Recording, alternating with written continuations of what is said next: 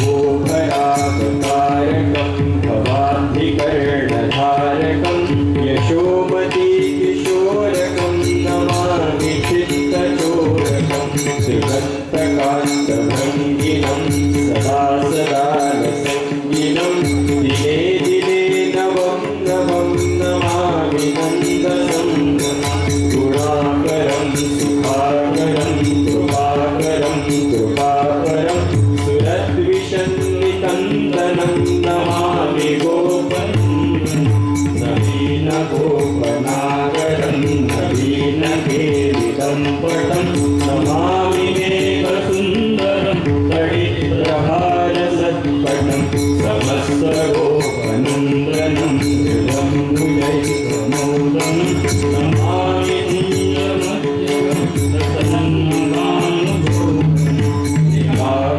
कामकामदायकं दुर्गन्धचारुसायकं रसारवेणुगायकं नमामि कुञ्जनायकं विदग्धगोपिकामनोमनोद्यतल्पशायिनं नमामि कुञ्जकानने प्रवृत्यवन्निपायिनं किशोरकान्तिरर्जितं दृगञ्जनं सुशोभितं गजेन्द्रमोक्षकारिणं नमामि यथा तथा यथा तथा तथैव कृष्णसत्कथा मया सदैव गीयतां तथा कृपाविधीयतां प्रमाणिकाष्टकद्वयं जपत्यधीत्य यः पुमान् भवेत् सनन्दनन्दने भवे भवे सुभक्तिमान् भवेत् सनन्दनन्दने भवे भवे सुभक्तिमान् भवे सनन्दनन्दने भवे भवे सुभक्तिमान्। इति श्रीकृष्णाष्टकं सम्पूर्णं। गोपालकृष्ण भगवान् की जय।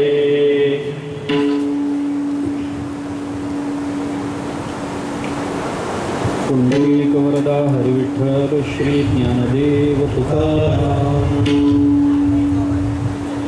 ओम नमो परमहंसा स्वादित चरण कमल चिन्म करंदाय मानस निवासाय वागीशाय वदने लक्ष्मीर्यस्य च वक्षसि यस्यास्ते हृदये संवित्तं नृसिंहं भजे समचरण सरोजं सान्द्र नीलाम्बुदाभं जगन्निहितपाणिं मण्डनं मण्डनानां तरुणतुलसीमालां तन्धरं कञ्जनेत्रं सदयधवलहासं विठ्ठलं चिन्तयामि।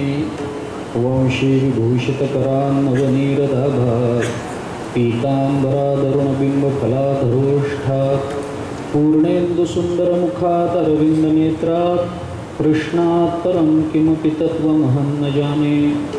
सच्चिदानन्दरूपाय विश्वोत्पत्त्यादिहेतवे तापत्रयविनाशाय श्रीकृष्णाय वयं नमः। जन्माद्यस्य यतोऽन्वयादितरतश्चार्थेष्वभिज्ञस्वराट् तेने ब्रह्महृदायादिकवये मुह्यन्ति यत्सूरयः। तेजो वारिमृदां यथा विनिमयो यत्र त्रिसर्गो मृषा धाम्ना स्वेन सदा निरस्तकुहकं सत्यं परं धीमहि। यदक्षरमनाख्ययम् आनन्दम् अजकेवलं श्रीमन्निवृत्तिनाथ इति ख्यातं दैवतमाश्रयेत्। नमामि सद्गुरुं शान्तं सच्चिदानन्दविग्रहं पूर्णब्रह्मपरानन्दम् ईशम् आळन्दिवल्लभं। नमो सद्गुरु तुकया ज्ञानदीपा नमो सद्गुरु सच्चिदानन्दरूपा नमो सद्गुरु भक्तकल्याणमूर्ति नमो सद्गुरु भास्करा पूर्णकीर्ति। गुरुर्ब्रह्मा गुरुर्विष्णु गुरुर्देवो महेश्वरः गुरुस्साक्षात् परं ब्रह्म तस्मै श्रीगुरवे नमः। आदिनाथं च मत्स्येन्द्रं गोरक्षं गहिनीं तथा निवृत्तिं ज्ञानदेवं च देवं चूडामणिं नमः। अखण्डानन्दरूपाय सर्वज्ञानप्रदायने भवद्वान्तदिनेशाय गुण्डाख्यगुरवे नमः। हरिं गुण्डागुरुं चैव नारायणगुरुं तथा महीपतिं च धुण्डाख्यं भानुदासं गुरुं नमः। पुण्डलीकवरदा हरिविठ्ठल श्री ज्ञानदेव तुकाराम। श्रीमद भागवताच्या तृतीय स्कंधाला आपण प्रारंभ करतो आहोत.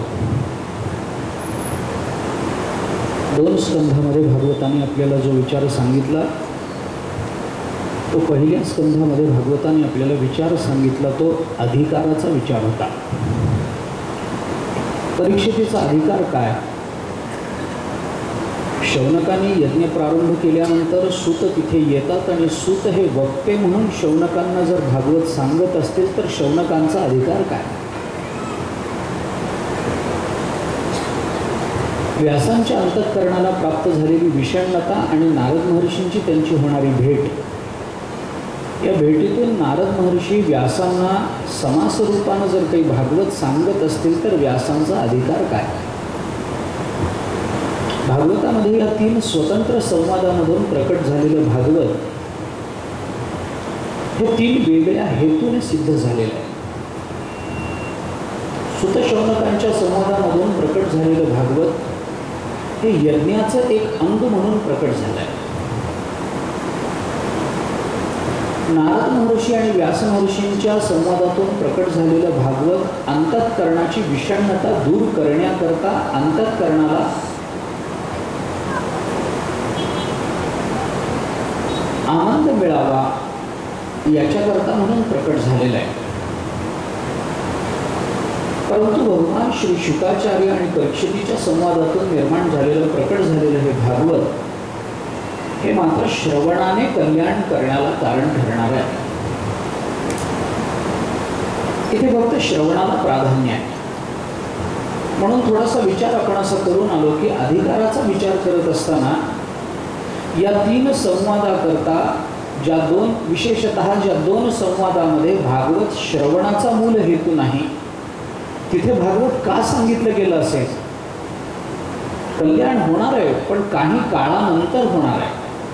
मग भागवताचं तिथं का प्राकट्य केलं गेलं असेल त्याचा विचार आपल्याला असा सांगता येतो.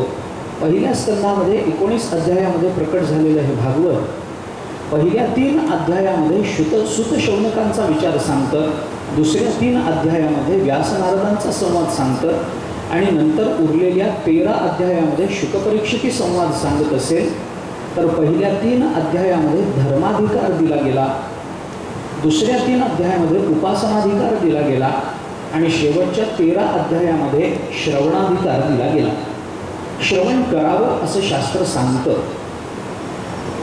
ते श्रवण ही एक स्वतंत्र साधना आहे आणि त्या श्रवणाच्या साधनेची साधनरूपता कळावी याच्याकरता म्हणून दुसरा स्कंध प्रकट झाला जिथे साधनाचा विचार विशेषत्वानं केला गेला.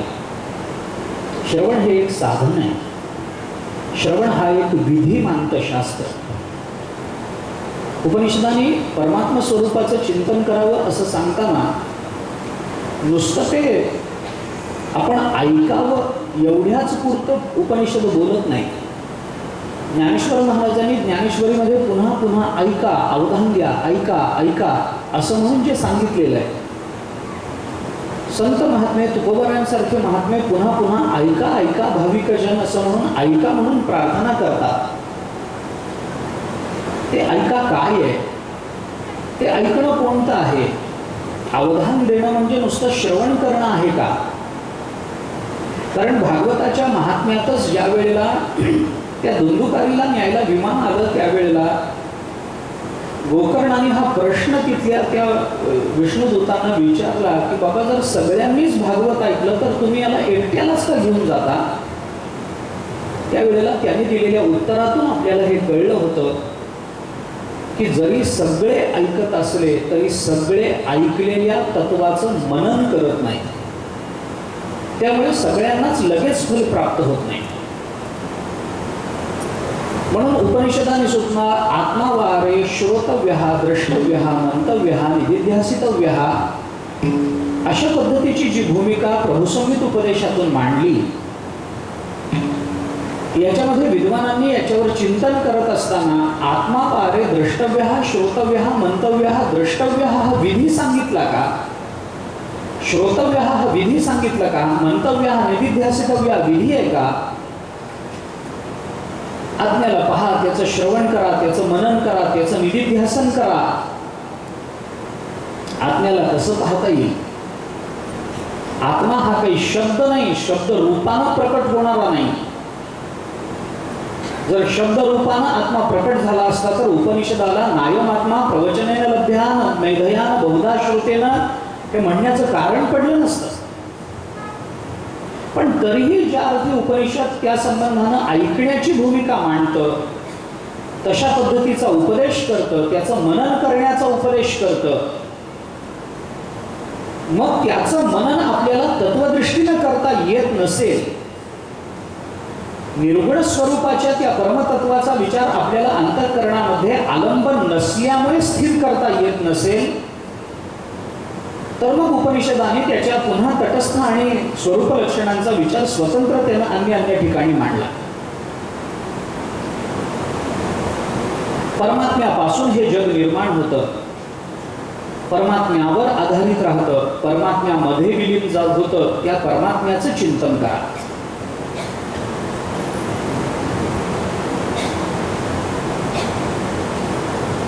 तद ब्रह्म, ते ब्रह्म आहे, त्याचं चिंतन करा, त्याची जिज्ञासा, त्याच्याबद्दलची जिज्ञासा ठेवा.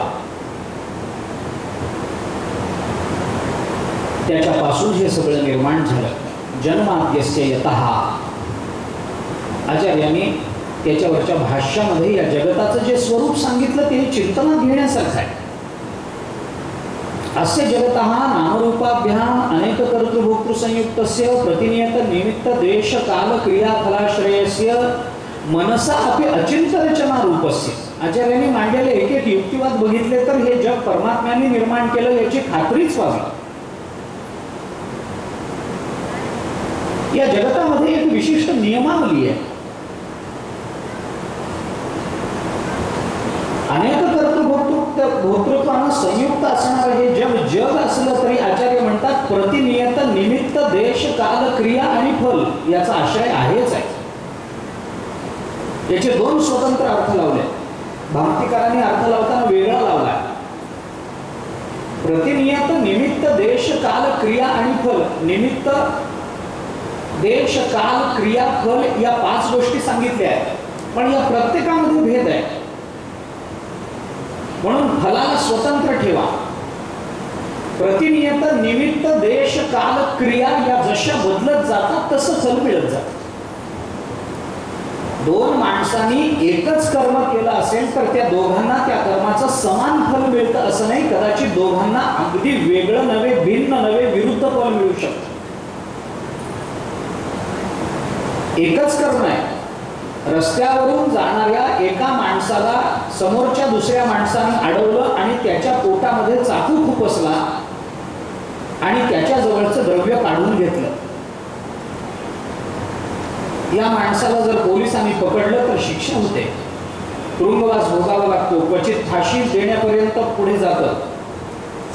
पण त्याच्या पोटात चाकू खुपसला, तो चोर सगळं चोरी करून पळून गेला. तेवढ्यात काही माणसं तिथं आली, त्याने त्या माणसाला उचललं, दवाखान्यामध्ये नेलं.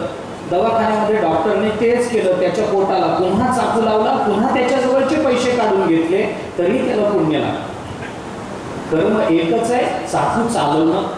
पोटावर चाकू चालवण्याचं कर्म एक आहे, पण एकाला पुण्य आहे आणि एकाला पाप आहे. का? प्रतिनियत देश काल निमित्त बदललं म्हणून फल बदललं. आचार्य त्याचे चिंतन करताना हे सगळं सांगतात. अस्य जगतः, अशीच आचार्यांच्या वाक्याची सुरुवात आहे. नियत, प्रतिनियत, देश बदलला फल बदलतं, काल बदलला फल बदलतं, निमित्त बदललं फल बदलतं, क्रिया बदलली फल बदलतं. किंवा दुसरा अर्थ करत असताना सरळ अर्थ केला गेला, प्रतिनियत देश काल निमित्त या 3 गोष्टींना वेगळं करा आणि या निमित्तानं देश काल आणि निमित्त यांच्यामधल्या बदलांना अनुसरून ज्याची क्रिया तशा पद्धतीनं बदलत जाते तसं फल मिळतं. क्रिया आणि फलाला एकत्र घ्या आणि देशकाल निमित्ताला वेगळं घ्या. देशकाल निमित्त वेगळं. देशानुसार काही वेळेला क्रिया बदलावी लागते, निमित्तानुसार क्रिया बदलावी लागते, काळानुसार क्रिया बदलावी लागते. शहाणा मनुष्य बदलणाऱ्या या जगताच्या स्वरूपाकडे, जगताच्या रूपाकडे बघत आपल्या कर्तृत्वामध्ये बदल करत जातो, कार्यामध्ये बदल करत जातो. मागच्या सारखंच आत्ताच्याही काळामध्ये केलं पाहिजे असं आग्रह धरणं हे काही चांगलं नाही आहे. पूर्वीच्या काळामध्ये विज्ञान एवढं प्रगत झालं नव्हतं, एवढ्या सुविधा नव्हत्या. आता सुविधा निर्माण झाल्या. पूर्वीच्या काळामध्ये पत्र देऊन, चिठ्ठी देऊनच सेवकाला पाठवावं लागत असे, तर निरोप कळत असे. आता हातामध्ये फोन आले. पण एवढी सुविधा निर्माण होऊनही जर कोणी म्हणत असेल की मी काळानुसार बदलणार नाही आणि निरोप चिठ्ठी देऊनच निरोप पोचवेल, तर ते शहाणपणाचं लक्षण नव्हे.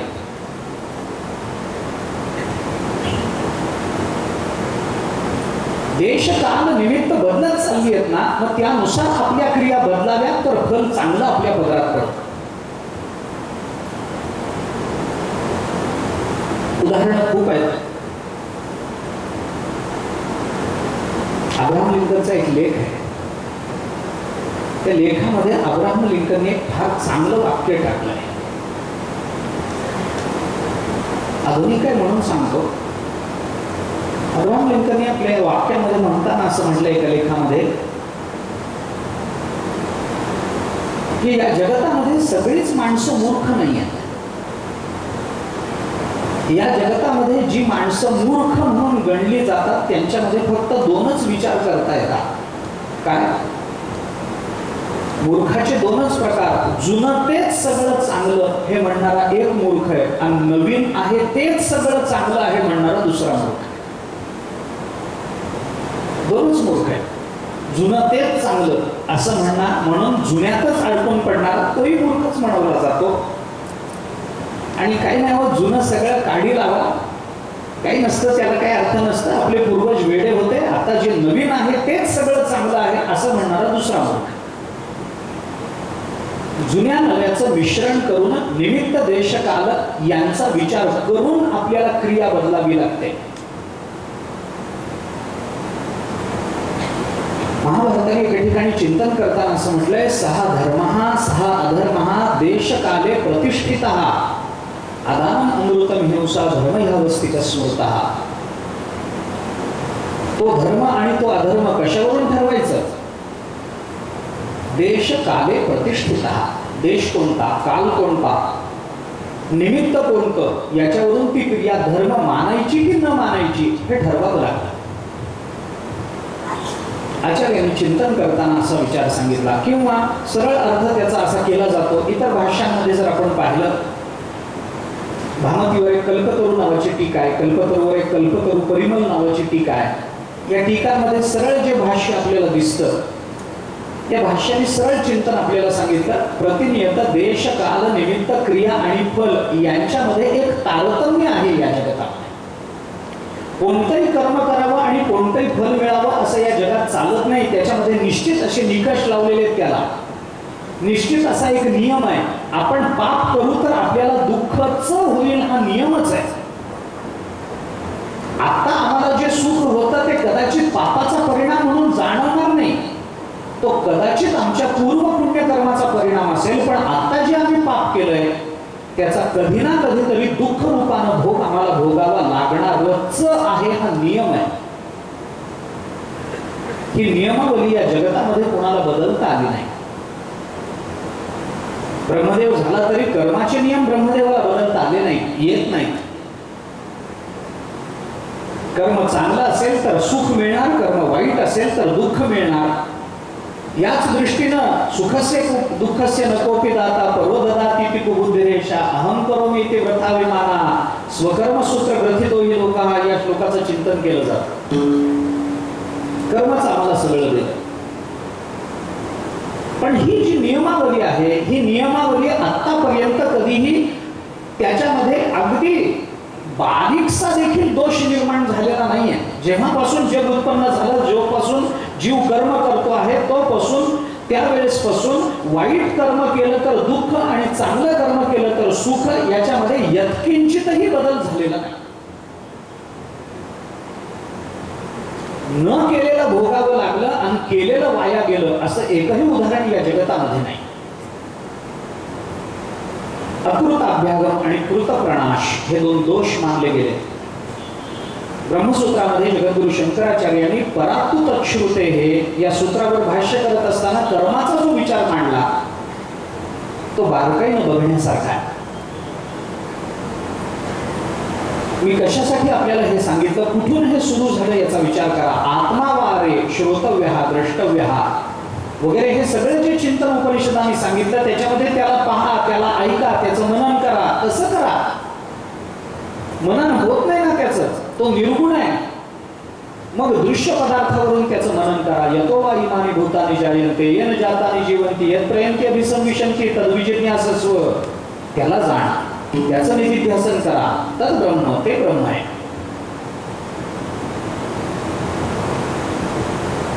त्याचं श्रवण करा. श्रोतव्य हा विधी मानायचा का? विधी मानायचा असेल तर मग कोणता विधी मानायचा? अपूर्व विधी मानायचा का? नियम विधी मानायचा का? परिसंख्या विधी मानायचा? वेदांतांनी याची चर्चा केली आहे. याला विधिरूपता देता येते की नाही? श्रवण करणं हा नियम आहे का? तर नियम म्हणूनही नियमानं आपल्याला त्याचा विचार करता येईल. मला विधीचे अर्थ सांगून आता आपला वेळ घ्यायचा नाही. मला कल्पना आहे की आज 4था दिवस आहे तरी आपण आता 2रा स्कंध संपवलेला आहे. याची कल्पना आहे मला जास्त अडकायचंही नाही, पुढेही जायचंय. परंतु भागवताचे आपण बोललो ना की भागवताचे सुद्धा तसंच आहे. पहिले 2 स्कंध कळाले की उरलेले नंतरचे जे काही 10 स्कंध आहेत ते 10 स्कंध म्हणजे या पहिल्या 2 स्कंधाचा विस्तारच आहे. जसं ऊर्ध्व मूलम अधशाखा आपण म्हणालो, ऊर्ध्व मूलम अधशाखा या 3 शब्दातच 15वे अध्याय संपतो, तसं पहिल्या आणि दुसऱ्या स्कंदातच भागवताची परिपूर्णता. म्हणून हे 2 स्कंध जरा विस्ताराने मांडले पाहिजे. दुसऱ्या स्कंदामध्ये साधन सांगितलं. श्रवण हा नियम आहे. श्रवणाने अपूर्वता प्राप्त होते. अपूर्व विधी म्हणजे काय? अपूर्वता त्याच्यामध्ये असावी लागते. पूर्वी नसलेलं आपल्याला मिळावं लागतं तर अपूर्व नियम. अपूर्व विधी, नियम विधी, परिसंख्या विधी. श्रवण हा तसं तर तिन्हीमध्येही श्रवण बसतं. कारण श्रवणाने अपूर्वता प्राप्त होते. श्रवण हा नियम आहे कारण तत्वमसी महावाक्य श्रवणानेच ब्रह्मबोध आहे. अन्य कोणता मार्ग उपलब्ध नाही. सद्गुरूंच्या मुखातून तत्वमस्यादी महावाक्याचा बोध व्हावा तरच ते महावाक्य कानावर पडावं, तरच आपली जीवदशा जाईल. अन्य कोणता मार्ग आहे? मार्ग नाही.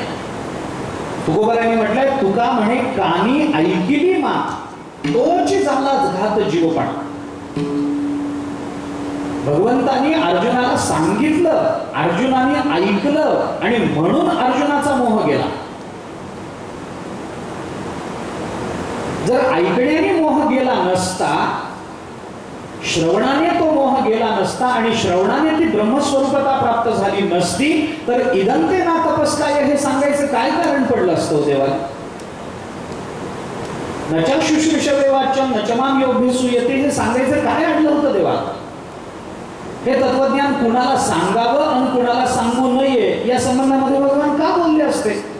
ज्या अर्थी सांगू नये हा आग्रह भगवंतांनी धरलाय त्या अर्थी सांगितल्यानेच मोक्ष प्राप्त होतो. देवाला अध्यात्म आहे, त्याच्यामध्ये गृहीत आहे, ऐकावं लागतं.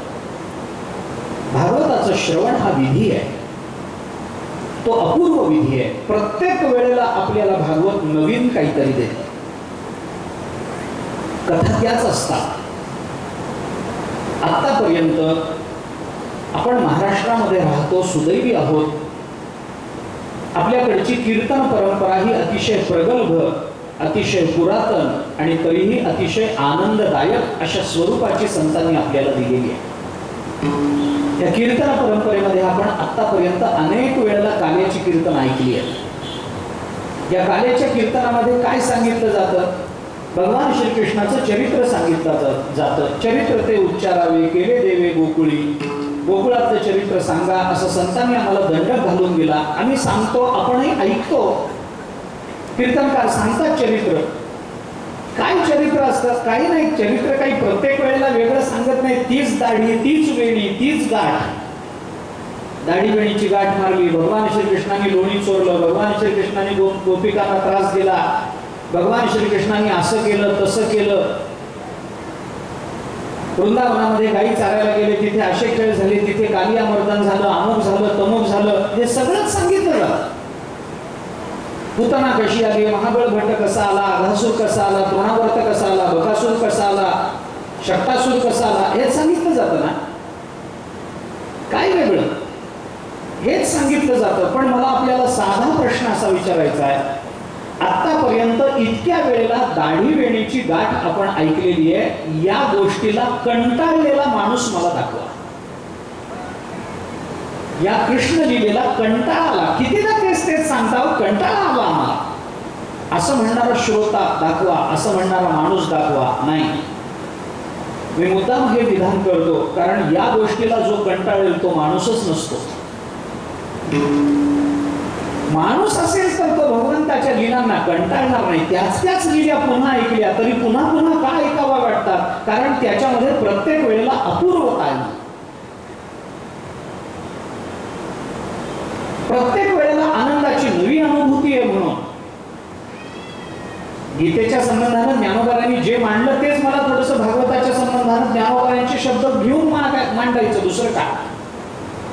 हरू म्हणे नेणीचे देवी जैसे का स्वरूप तुझे तैसे, नित्य नूतन देखीचे गीता तत्व. ज्ञानोबा बोलतात ना, नित्य नूतन देखीचे गीता तत्व म्हणणं काय, नित्य नूतन देखीचे भगवत तत्व किंवा भागवत तत्व म्हणणं काय, मला फरक वाटत नाही त्याच्यामध्ये. अरे म्हणून तर त्याला सुंदर म्हटलं. काल आपण ऐकलं ना, सुंदर ते ध्यान म्हणजे काय, ते सुंदर का आहे, कारण प्रत्येक वेळेला नवीन वाटतं म्हणून. कालिदासांनी सौंदर्याची व्याख्या करतानाच ही व्याख्या केली, प्रतिक्षण यत् नवताम उपैति तदेव रूपम रमणीयताया. प्रत्येक क्षणी जे रूप नव्यानं अनुभूतीला येतं त्या रूपाला सुंदर म्हणतात. प्रत्येक वेळेला ते वेगळं जाणवलं पाहिजे, प्रत्येक वेळेचा आनंद वेगळा पाहिजे, मागच्या वेळेच्या आनंदापेक्षा पुढच्या वेळेचा आनंद वृद्धिंगत झाल्यासारखा वाटला पाहिजे. गुणरहितम कामनारहितम प्रतिक्षण वर्धमान. नारद महर्षी भक्तिसूत्रामध्ये प्रतिक्षण वर्धमानता जशी भक्तीची सांगतात तशी आनंदाची प्रतिक्षण वर्धमानता होणं यालाच सुंदर असं म्हणता येऊ शकतं. जगद्गुरु शंकराचार्यांनी आचार्यांचं विष्णू सहस्रनामावरती भाष्य आहे. विष्णू सहस्रनामामध्ये भगवंताचा वाचक म्हणून एक शब्द आला, सुंदर. आपण म्हणतो ना, आता विष्णू सहस्रनाम चालूच आहे अधिक मासामध्ये. उद्भव सुंदर सुंदर रत्ननाभ सुलोचन अर्को वाजसन शृंगी जयंत सर्व विजयी. याच्यामध्ये उद्भव सुंदर सुंदर असं भगवंताचं नाम आलंय. भगवान सुंदर नाही, भगवंताचं नावच सुंदर आहे. या सुंदर शब्दावर भाष्य करताना जगद्गुरु शंकराचार्यांनी फार गोड भाष्य केलंय. विश्वातिशायी सौभाग्य शालित्वात सुंदरम. ज्याच्या वाट्याला विश्वातलं सगळं सौभाग्य येतं त्याला सुंदर म्हणतात. आणि सौभाग्य आणि सुंदर याचा संबंध आचार्यांनी जोडून दिला म्हणून ज्ञानोबारायांनी सौभाग्य सुंदरू लावण्य सागरू वापरकुमा देवीवरू श्री विठ्ठलू हे शब्द वापरले. मला सौंदर्याकडे आता जायचं नाही, त्याचा विचार नंतर करू आपण. मी कशा करता आपल्याला हे बोलतो, प्रतीक्षण यत् नवताम उपैति. भागवत प्रत्येक वेळेला नवीन काहीतरी देतं आम्हाला, अपूर्वता आहे त्याच्या श्रवणामध्ये. तर तो नियम आहे, हे सगळं सांगत बसायला आपल्याला. पण श्रवण हा विधी आहे, श्रवण केलं पाहिजे. श्रवणाशिवाय दुसरा मार्ग नाही. सगळं सोडावं, श्रवण करावं. विश्वासो गुरुवाक्येषु स्वस्मिन् दीनत्व भावना मनोदोष जयश्चैव कथायां निश्चला मतिः एवमादिकृतं चेत् स्यात् तदा वै श्रवणे फलम्. भागवताच्या महात्म्यात आलेला विचार. गुरुवाक्यावर विश्वास पाहिजे. भगवान शुकाचार्य जे सांगतात त्याच्यावर विश्वास पाहिजे. असं आहे, असंच आहे. आमची बुद्धी चालवायची नाही प्रत्येक वेळेला. धर्मसम्राट स्वामी करपात्रीजींनी एका लेखामध्ये एक वाक्य लिहिलंय, फार गोड वाक्य, अंतर्मुख करणारं वाक्य. त्यांनी एका लेखामध्ये म्हणताना असं म्हटलंय की माणूस स्वतःची बुद्धी न चालवता संतांनी सांगितलेल्या मार्गावरून जाईल तर कदाचित दुसऱ्या मिनिटालाच त्याला देव भेटेल. पण संतांनी सांगितलेल्या वाक्याचा स्वतःच्या बुद्धीनं विचार करून त्याला फाटे फोडण्यात आयुष्य चाललं ना, भगवत प्राप्ती नाही. पूर्ण विश्वास. अर्जुन देवाकडे गेला, देवाला म्हणाला, देवा माझ्या मनामध्ये मोह निर्माण झालाय, मला माहिती नाही, पण मला एक कळतं की माझा मोह जाईल तर तो तुमच्या उपदेशानं जाईल, नाही तर दुसऱ्या मार्गाने जाणार नाही. हे सगळं कुळ देखोनी जो शोक उपजला असे म्हणी, तो तुझ्या वाक्या वाचूनी न जाय आणिके. विश्वासो गुरुवाक्येश. तेव्हा तुझ्याच वाक्याने हा मोह जाईल, नाही तर दुसरा मार्ग नाही. कदाचित भीष्माचार्य उपदेश करतील, कदाचित माझे गुरु द्रोणाचार्य उपदेश करतील, कदाचित कृपाचार्य उपदेश करतील, कदाचित माझा मोठा भाऊ सत्यप्रतिज्ञ तोही उपदेश करेल, कदाचित आणखीन कोणी उपदेश करेल, पण माझ्या मानसीचा मोह जाईल तर तो तुझ्याच शब्दाने जाईल, दुसरा मार्ग नाही. अर्जुनाची भूमिका श्रवणाची आपण पहा, परीक्षित राजाची श्रवणाची भूमिका आपण पहा. पिबंतंत्व मुखांबोधम च्युतम हरिकथामृतम म्हणणारे परीक्षित राजे सामान्य नव्हते. श्रवण कसं असावं, श्रवण कसं करावं, श्रवणामध्ये काय ऐकावं, काय ऐकू नये, याच्याकरता म्हणून श्रोतारथ निरुप्यन्ते श्रीमद विष्णू कथाश्रयः अवरा प्रवराश्चेती श्रोतारथ विविधो मतः. पुराणाने आपल्याला वर्णन करून सांगितलं अवर श्रोता प्रवर श्रोता, ज्याचा विचार आपण काल करून आलो. मी पुन्हा मागे जाणार नाही. या दोन भूमिका आपल्याला भागवतांनी पहिल्या आणि दुसऱ्या स्कंधामध्ये सांगितल्या. श्रवण हे साधन आहे आणि श्रवणाचा अधिकार प्राप्त करून घेणं हे आवश्यक आहे. ते अधिकाराच्या प्राप्तीकरता म्हणून परीक्षितीच्या आईची, परीक्षितीच्या आजीची, परीक्षितीच्या पणजीची कथा प्रथम स्कंधामध्ये सांगितली. तोही विचार आपण करू ना.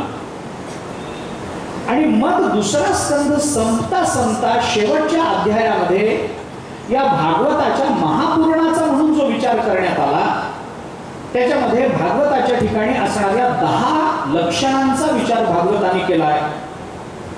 आणि या लक्षणांचा विचार करताना तृतीय स्कंधापासून याच्या एकेका लक्षणाचं चिंतन करायला भागवताने प्रारंभ केला. अत्र सर्वो विसर्गश्च स्थानं पोषणमुतयः मन्वंतरेषानुकथा निरोधो मुक्तिही आश्रयः. 10 लक्षणं सांगितली. सर्ग, विसर्ग, स्थान, पोषण, पूती, मन्वंतर, ईशानुकथा, निरोध आणि मुक्ती आणि आश्रय. या सगळ्यामध्ये आश्रय सगळ्यात महत्वाचा आहे. ते कुठे प्रकट होतं, कोणत्या स्कंधामध्ये तो आश्रय प्रकट होतो, कोणत्या स्कंधामध्ये काय प्रकट होतं, याचा विचार स्वतंत्र आहे. तृतीय स्कंधाला प्रारंभ करताना या तृतीय स्कंधामध्ये महापुराणाचं सर्ग नावाचं लक्षण प्रकट झालंय. या तिसऱ्या स्कंधामध्ये एकूण 33 अध्याय. सर्ग हे लक्षण प्रकट झालंय. सर्ग या शब्दाचा अर्थ आहे सर्जन, उत्पत्ती, निर्मिती. या सृष्टीची उत्पत्ती कशी झाली, या सृष्टीची उत्पत्ती केली कोणी, हे चिंतनाचे विषय आहेत. अपरोक्षानुभूतीमध्ये जगद्गुरु शंकराचार्यांनी आपल्या विचाराचे विषय काय असावेत सांगताना हे सांगितलंय. कोहम कथमिदं जातं को वै कर्तास्य विद्यते उपादान किमस्तिह विचार्यस्वयमीदृशः. इदं कथम जातं, हे कुठून निर्माण झालं, कथम इदं जातं, हे कुठून निर्माण झालं सगळं, को वै कर्तास्य, या सगळ्याचा कर्ता कोण आहे, या जगताचं उपादान कारण काय आहे, निमित्त कारण काय आहे, निमित्त उपादान वेगळे आहेत का एक आहे, हे चिंतनाचे विषय असतात. भागवताने आपल्याला या सर्गाचा विचार तिसऱ्या स्कंधामध्ये सांगितला. 33 अध्याय आहेत. कारण शास्त्रानं 33च अध्याय तिसऱ्या स्कंधामध्ये येतात. कारण शास्त्रानं चिंतन केलंय सर्ग आणि विसर्गामध्ये. त्याच्यातलं अंतर काय आहे याचा विचार नंतर करू, पण सर्गामध्ये सर्जन करताना, वस्तूची निर्मिती किंवा जगताची निर्मिती करत असताना 33 तत्वाचा तो संघात असतो आणि 33 तत्वाचा संघात आहे म्हणून 33 अध्यायामध्ये सर्गाचं वर्णन आहे. हे वर्णन करताना दोन पद्धतीनं त्या सृष्टीच्या उत्पत्तीचं वर्णन केलं, कारण ही सृष्टी उत्पत्ती दोन पद्धतीनं होत असते. एक तत्वक्रमानं तात्विक अशी सृष्टी उत्पत्ती आहे आणि दुसरी कर्मानुसार होणारी सृष्टीची उत्पत्ती आहे.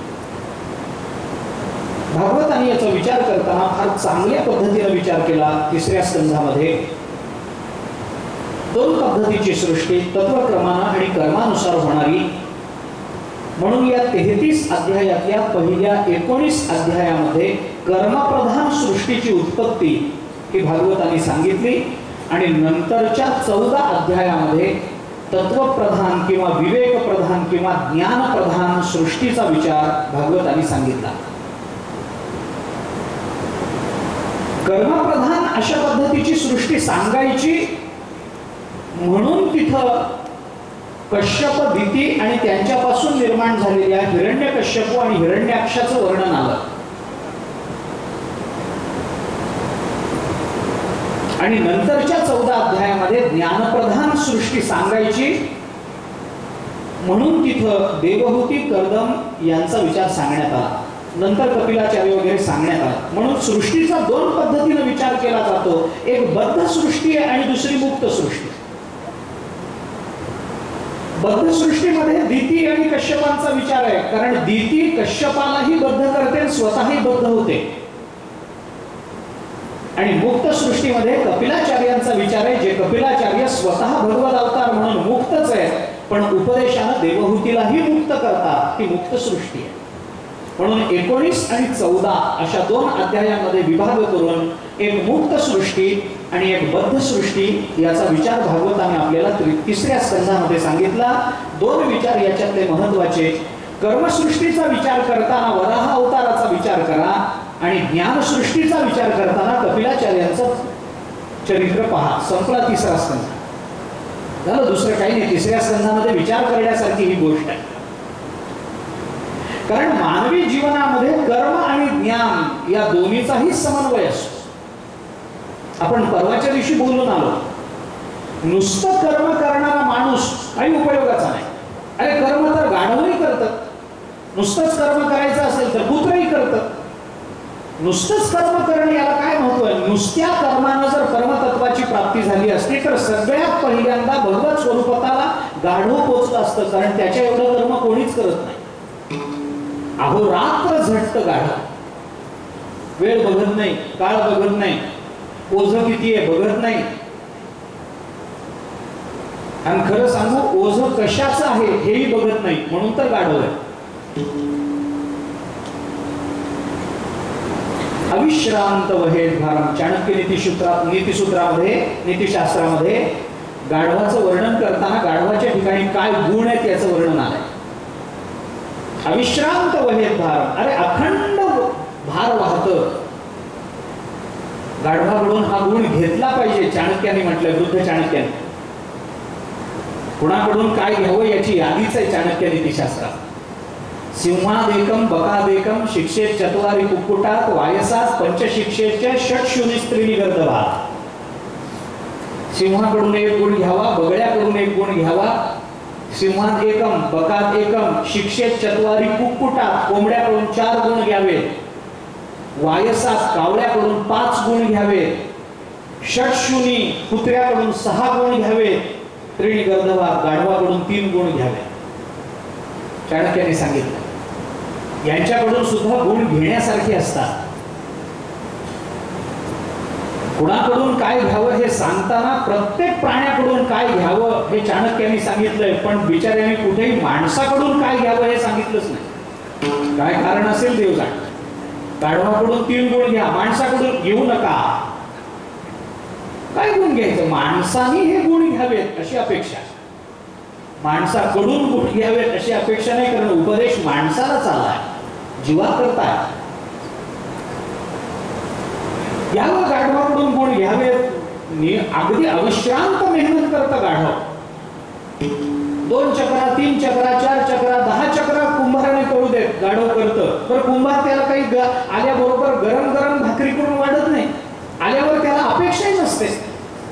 सोडून दिलं की कुठल्या तरी उकिरड्यावर जातं, चरून येतं, पुन्हा कष्टाला तयार आहे. नुसत्या कर्मानं परमतत्वाची प्राप्ती होणार नाही. परमतत्वाची प्राप्ती नुसत्या कर्मानं होणार नाही. कर्म आमचं अंतःकरणाची शुद्धी करून देतं. ब्रह्मबोध करून देणं हे कर्माचं काम नाही. उपनिषद म्हणतं परीक्ष लोकान कर्मचितान तस्मात् ब्राह्मणः निर्वेदमाया नास्ति अकृतः कृतेन स विज्ञानार्थम गुरुमेव अधिगच्छेत समित पाणिः श्रोत्रियम ब्रह्मनिष्ठम. परीक्ष लोकान कर्मचितान, तेवढाच कर्माचा उपयोग. अंतःकरण शुद्धी करून देणार, बस, दुसरं काही नाही. कारण अंतःकरण शुद्ध झाल्याशिवाय तत्वज्ञान होत नाही. शुद्ध अंतःकरणातच तत्वबोध होतो. मलिन अंतःकरणामध्ये तत्वबोध होत नाही.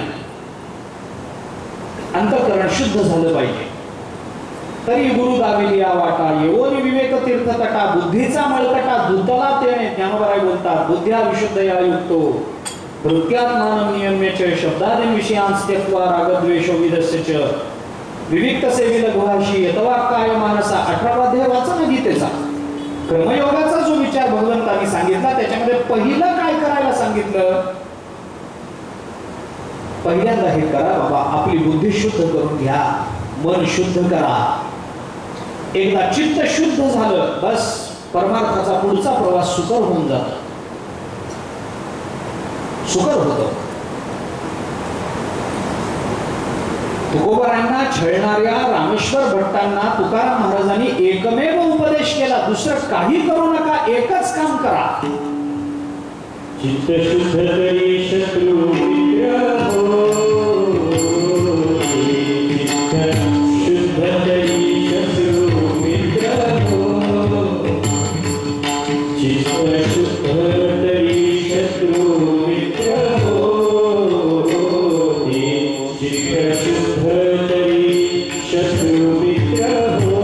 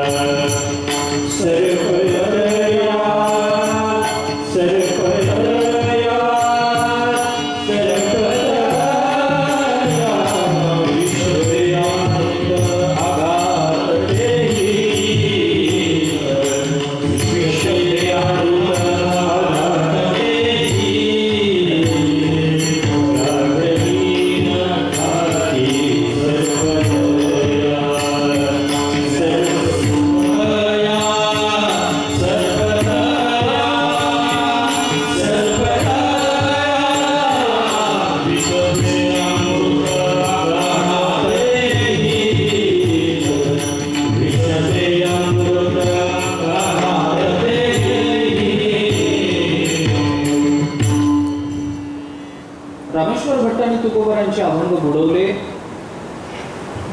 तिथून परत निघाले. कथा सांगण्याचं काही कारण नाही. अंगळ शहा नावाचा एक फकीर होता. त्या फकीराच्या विहिरीमध्ये कारण नसताना उतरले, सांगूनही उतरले. अंगळ शहाने शाप दिला. तोही फकीर होता, सामान्य नव्हता. त्यालाही काही सिद्धी प्राप्त होत्या, असेल दुसरा कुठला, पण तरी फकीर होता. कबीर महाराजांनी फकीराची व्याख्या करताना म्हटले, ज्याच्याजवळ काही नसतं त्याला फकीर म्हणू नये. मग फकीर कोणाला म्हणावं? ज्याला फिकीर नसते त्याला फकीर म्हणा. कशाची फिकीर नसते. फकीर होकर फिकीर करे वो भी साला गद्दा है, कबीर महाराजांचं वचन आहे. फकीर म्हणजे कशाची चिंता नाही. अन्नाची चिंता नाही, राहण्याची चिंता नाही. बघेल देव, मिळेल देव देईल. कपड्याची काही चिंता नाही. देवाच्या मनात नसेल तर उघडा राहील. फकीर म्हणतात याला. फकीरी ही वृत्ती असते. शाप दिला तैरते रहो. अंगाचा दाह व्हायला लागला. ज्ञानोबारांकडे आले. ज्ञानोबारांनी सांगितलं माझ्या हातात काही नाही, जा तिकडे देऊला. तुकोबारांच्या पाया पडण्याचा प्रसंग आला.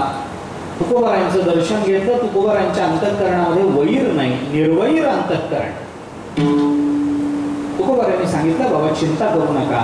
एक अभंग सांगितला, अभंगाने अंगाचा दाह थांबला. चित्त शुद्ध तरी शत्रू मित्र होती व्याध, चित्त शुद्ध असलं पाहिजे. आता तरी पुढे हाची उपदेश नका करून अशा आयुष्याचा, सकळांच्या पाया माझे दंडवत, आपुलाले चित्त शुद्ध करा. चित्त शुद्ध करा. शुद्ध चित्त झाल्याशिवाय पुढे उपयोग होत नाही. ज्ञान तिथं ज्ञान ग्रहणाची योग्यता अंतःकरणाला प्राप्त होत नाही. चित्त शुद्ध झालं पाहिजे. वसिष्ठ महामुनी रामचंद्र प्रभूंना सांगताना हाच विचार सांगतात योग वसिष्ठामध्ये. अत उक्तम मया राम यदि शुद्धे हि चेतसी उपदेशो हि प्रसरती तैलबिंदुरिवांगसी. रामा ऐक, जर माणसाचं अंतःकरण शुद्ध असेल तर पाण्यावर तेलाचा थेंब पडल्याबरोबर तो जसा पाण्याच्या पृष्ठभागावर तवंग रूपानं सगळीकडे पसरून जातो, तसं यदि शुद्धे हि चेतसी, जर चित्त शुद्ध असेल तर माणसाच्या निर्मल चित्तामध्ये उपदेशाचा अंश जरी पडला तरी तो जीवन व्यापून टाकत असतो. तत्वमसी काही फार मोठं महावाक्य नाही, 4 अक्षर 3 शब्द. तत्वमसी 4 अक्षर, तत्वम असी 3 शब्द. काही फार मोठा उपदेश नाही, पण एवढासाच उपदेश. इवलेसे रोप लावी अले द्वारी, पण परिणाम काय, त्याचा वेलू गेला गगनावरी. राम हा शब्द काही फार मोठा नाही. राम एवढाच 2च अक्षर आहे, पण जीवन व्यापून टाकणारा शब्द आहे. सगळ्या जीवनावर त्याचा परिणाम होतो. 2च अक्षर, फार नाही. तत्वमसी 4च अक्षर, फार मोठी नाहीत, पण राम शब्द उच्चारल्याने जीवनाची धन्यता कधी होते, जर चित्त शुद्ध असेल तर. चित्त शुद्ध असेल तर याच्याकरता चित्त शुद्धी करून देणारा कर्म तेही विचारात घेतलं पाहिजे, आणि चित्त शुद्धीमुळे प्राप्त होणारा ब्रह्मबोध ज्ञान त्याचाही विचार केला पाहिजे. चित्त शुद्ध कशाने होईल, कर्मच करत राहा. कर्मच करत राहा. कर्मे कर्मबद्धता मुमुक्षु सोडविले पंडुसुता, जैसी रसरीती मरता राखीला विश्व ज्ञानोबराय बोलतात 18व्या अध्यायाच्या सुरुवातीला. कर्मे कर्मबद्धता मुमुक्षु सोडविले. कर्मानं जी कर्मबद्धता निर्माण होते, ती कर्मबद्धता, त्या बद्धतेतून आपल्याला सुटायचं असेल तर काय केलं पाहिजे, कर्मच केलं पाहिजे. फक्त आसक्त होऊन केलेल्या कर्माने जर बद्धता निर्माण होत असेल तर अनासक्त होऊन कर्म करत राहिलं पाहिजे. ते निष्काम कर्माचरणच आम्हाला त्या कर्मबंधनातून सोडवेल. बाहेर पडण्याकरता तोच उपाय. अहो गंमत हीच असते, बांधणारं जे असतं तेच सोडवणार असतं. म्हणून अज्ञान निवृत्त करणाऱ्या ज्ञानालाही निवृत्त करण्याची भाषा संत करतात ती याच कारणात. वृत्ती ज्ञानानं बंधन निर्माण होत असेल तर स्वरूप ज्ञान बंधन सोडवतं, पण वृत्ती ज्ञानच आहे आणि स्वरूप ज्ञानच आहे. ज्ञानच बांधतं, ज्ञानच सोडवतं.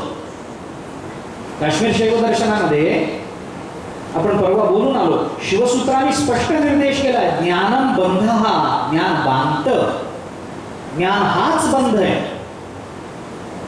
तत्र सत्वम निर्मलत्वात् प्रकाशगमनामयम सुखसंगेन बध्नाति ज्ञानसंगेन चानद. ज्ञान बांधतं, ज्ञान बद्ध करतं.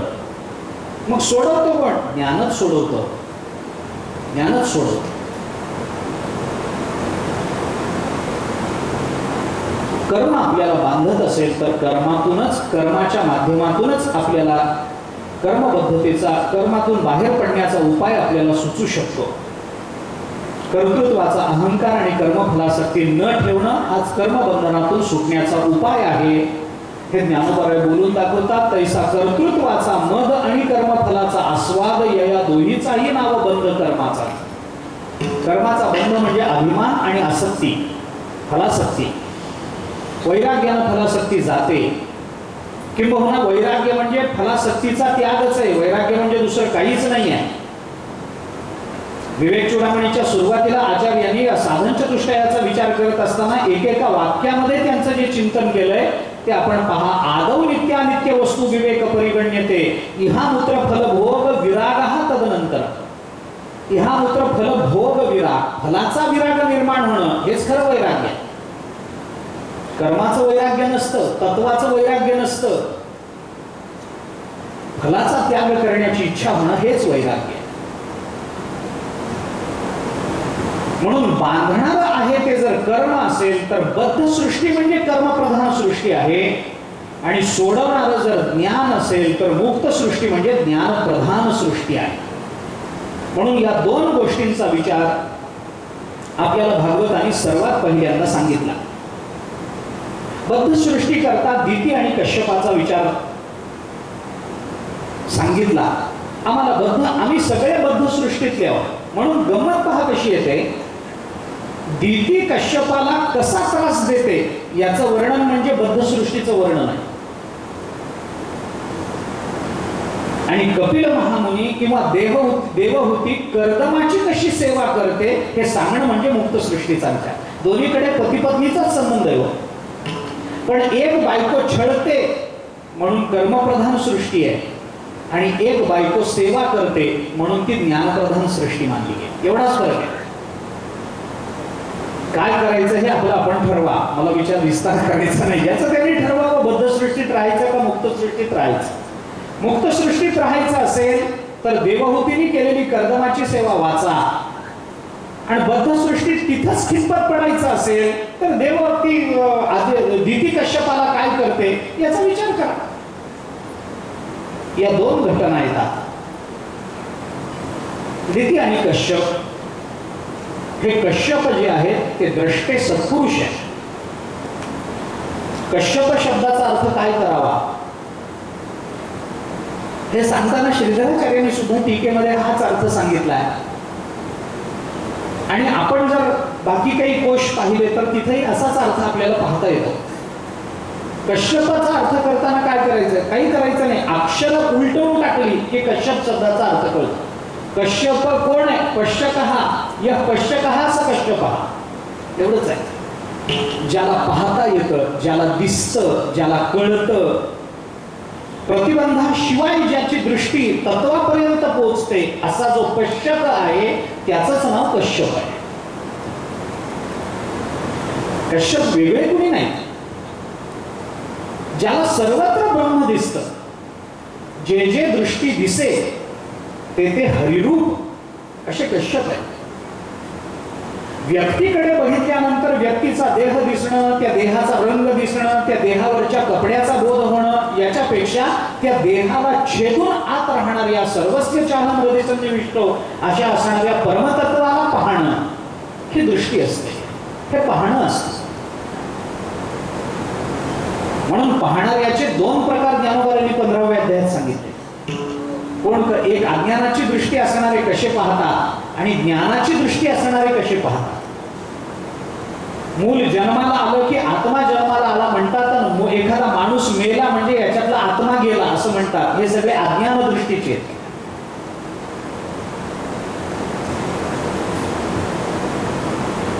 हा देह जन्माला आला, या देहाने विषय भोगला, हे म्हणणं सगळं अज्ञानाच आहे. पण ज्ञानाची जी दृष्टी असते ती वेगळी असते. आत्मा आत्मयाच्या ठाई देखिजे देहीचा धर्म देही, ते देखणे ते पाही आन हाती. म्हणून ज्ञानाचा डोळा डोळसा माझी डोळ सुजो विरेशा, हे स्तुती नोहे बहु असा भाग्याचा तो. हे 13व्या अध्यायामध्ये ज्ञानोबांनी ज्ञानाचा डोळा डोळसा माझी डोळस असं म्हणून त्या दृष्टीचं कौतुक केलंय. असा जो भाग्याचा, ज्याला भगवान स्वतः भाग्यवान म्हणतात, त्याच्यामध्ये कश्यप येतात. दिती आणि कश्यपाचा विवाह झाला. दिती ही कश्यपाला छळतच होती. जर आता हे काही सांगायचं कारण नाही खरं म्हणजे, कारण बायको आहे एवढं जरी सांगितलं तरी छळत होती हे वेगळं सांगायचं कारण राहत नसतं. संध्याकाळच्या वेळेला कश्यप ध्यानाला बसलेले असताना दिती त्यांच्याकडे आली आणि शरीर सुखाची अपेक्षा संध्याकाळच्या वेळेला दितीने कश्यपांकडे केली.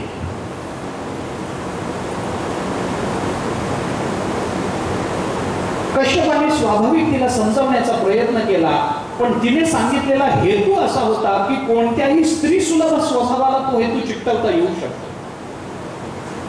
तिचं म्हणणं एवढंच होतं की माझ्या सगळ्या सौतींना संतती सुख आहे, मला नाही. मनुष्य जेव्हा तुलनेने विचार करतो तेव्हा तेव्हा त्याच्या पदरात दुःखाशिवाय दुसरं काही पडत नाही. स्वतःचा विचार दुसऱ्याच्या तुलनेने करण्यात स्वतःचं मोठेपण नसतं. अतुलनीय स्वतःला समजणं याच्यामध्ये जीवनाचं कल्याण असतं. माझ्याकडे अमुक दागिना नाही हे म्हणणं मी मान्य करू शकतो, पण माझ्याकडे तिच्यासारखा दागिना नाही हे म्हणणं कदापि मान्य होणार नाही. माझं घर लहान आहे याच्यात मला सुख असू शकतं, पण माझं घर तिच्या एवढं मोठं नाही याच्यात मला कायमच दुःख भोगावं लागतं. मनुष्य स्वतःच्या जीवनाचा तुलनेने विचार करायला लागला की दुःख आहे. कुणाशीही आपली तुलना करण्याचं कारण नाहीये. आपण देवाने प्रत्येक जीवाची स्वतंत्र निर्मिती केली म्हणून प्रत्येकाच्या बोटाचे ठसे वेगळे. का आपण दुसऱ्यासारखं आपल्याला समजावं? काय कारण आहे? आमचं प्रारब्ध वेगळं, आमचं कर्म वेगळं, आमचं शरीर वेगळं, आमची दृष्टी वेगळी, आमची बुद्धी वेगळी, आमच्या भावना वेगळ्या. ज्याच्यामध्ये काही साधर्म्य आहे तिथं तुलना झाली तर मान्य होण्यासारखं आहे, पण कोणतंच साधर्म्य नसताना आम्ही का तुलना करावी स्वतःची दुसऱ्याबरोबर? रामचंद्र प्रभूंना रावणाला सीतेची अभिलाषा निर्माण झाली, इतक्या सुंदर स्त्रिया असताना झाली, पण त्या स्त्रियांबरोबर तुलना केली म्हणून सीता मिळावी वाटली. उपयोग नाही. अर्थात त्या सीता मिळवण्यामध्ये रावणाला मिळालं काहीच नाही. एक मोक्ष सोडला तर मिळालं तशा अर्थाने काहीच नाही. गेलं तर उलट सगळंच गेलं. हिंदी भाषेत म्हणतात ना, आप डुबे जजमान को डुबाए. तसं सीता एकटी गेली नाही, रावणाचं सगळं कुळ घेऊन गेली. आप डुबे जजमान को डुबाए. बस.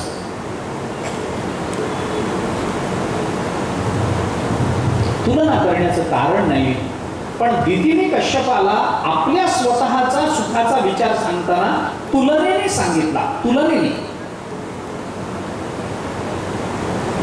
माझ्या सगळ्या संस्थांना संतती आहे, मला नाही आहे, तेव्हा मला आता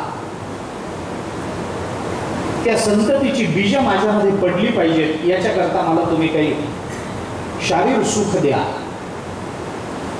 संध्याकाळची वेळ आहे.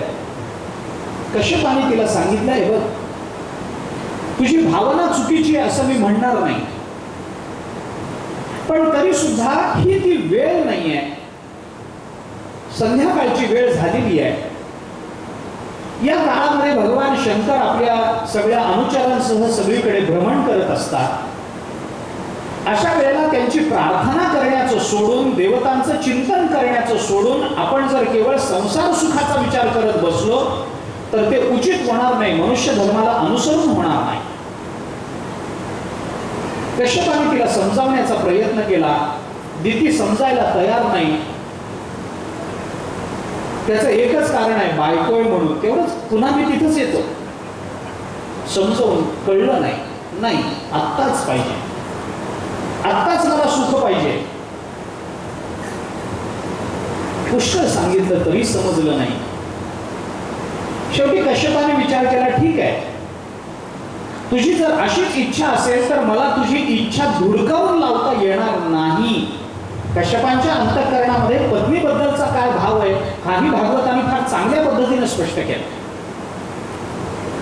कारण कश्यप म्हणतात, सगळेच भाव मी सांगत नाही पण सगळ्याचा मिळून एक भाव सांगतो.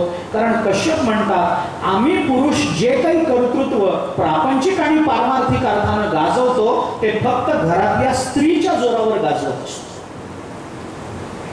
घरात स्त्री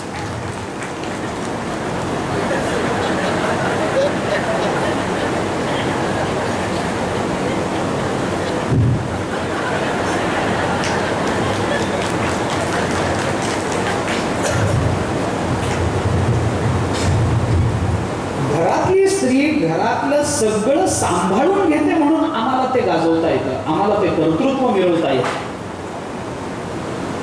त्यामुळे तुझ्या मताला प्राधान्य देणं, तुझी इच्छा पूर्ण करणं हे माझं कर्तव्य आहे. मी ते करीन, परंतु ही ती वेळ योग्य नाही आहे. थोडा वेळ अजून थांब, थोडा वेळ थांब. ऐकायला तयार नाहीये. काय असतं चिंतन करण्यासारखी गोष्ट काय आपण लक्ष